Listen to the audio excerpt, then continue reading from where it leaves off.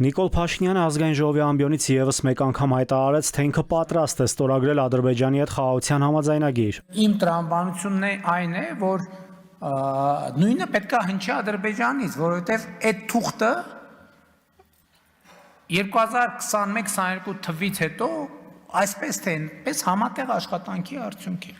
Այսինքն այդքան աշխատել ենք, որոշումներ ենք կայացրել, պատկերացրեք համաձայնեցված տեքստը, ասենք չէ, պատրաստ չենք ստորագրել, բայց եթե պատրաստ չենք ստորագրել, ինչ ենք համաձայնվել։ Եվ ընդ որում, երբ որ ասում եմ պատրաստ եմ ստորագրել, ի հեճուկս բոլոր այդ դավադրական տեսությունների, այդ թեման էլ կա, չէ, որ ինչի չեք ուզում հրապարակվի այդ թուղթը։ Բա ընդհակառակը ուզում ենք հրապարակվի, որովհետև սենց ստորագրվեց, պետք է հրապարակվի։ Պետք է գնա կառավարություն, սահմանադրական դատարան, ազգային ժողով։ ՔՊԱ-կան պատգամավորն էլ հարցրեց Փաշինյանին, Ադրբեջանի անընդհատ տարածվող ապատեգատվությունը, թե Հայաստանը կրակում է սահմանին, արդյոք ուղղված է խաղաղության գործընթացը խաթարելուն։ Այս պրովոկացիոն քայլերը կարող են դիտարկվել, կարող են խաթարել այս գործընթացը, եւ ինչպիսին է ձեր գնահատականը։ Եթե ոչ, ապա ինչ եք կարծում, ինչ էր սա, ինչու դա հաջորդեց միանգամից այն հայտարարությանը, որ արդեն տեքստը համաձայնեցված է։ Ամեն դեպքում մեր վերաբերմունքը հետևյալն է, որ ցանկացած իրավիճակ մենք պետք է ավելի խորը եւ ավելի լավ եւ ավելի համապարփակ հասկանանք։ Եվ այս է պատճառը, որ մենք նաեւ պաշտպանության նախարարությունը այդ շրջանում իր հաղորդագրությունների մեջ անդադ ընդգծում էր, որ մենք պատրաստ ենք քննել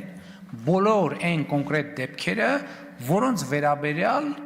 կլինեն կոնկրետ տեղեկություններ, կլինի կոնկրետ տեղեկատվություն։ Ադրբեջանը շարունակում է իր ղեկավարների, նաև տարբեր պաշտոնյաների մակարդակով հայտարարություններ տարածել, որ խաղաղության համաձայնագրի ստորագրման համար Հայաստանը պետք է փոխի սահմանադրությունը։ Փաշինյանը հայտնում է, որ խաղաղության համաձայնագրում չկա գետնի համաձայնություն, որ երկու երկրներին պարտավորեցնում է։ Փաշինյանը եւս մեկ անգամ հայտարարեց, թե Հայաստանն ու Ադրբեջանը փոխադարձաբար ճանաչել են միմյանց տարածքային ամբողջականությունը։ Սահմանազատման կանոնակարգն ըստ Փաշինյանի արդեն վավերացված թղթեր են երկու երկրներում։ Ալմաթայի հռչակագիրն էլ ճանաչված է որպես բազային սկզբունք։ Մենք այս համատեքստում ասում ենք, որ մենք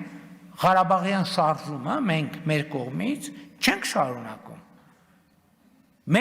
Մենք համարում ենք, որ գնում ենք ուրիշ ճանապարհով։ Դեռ 21 թվականին Ստալին, Բաղիրով, Բերիա, Ավիս, Նուրիջանյանն էին ասում Ղարաբաղյան շարժում չպետք է լինի։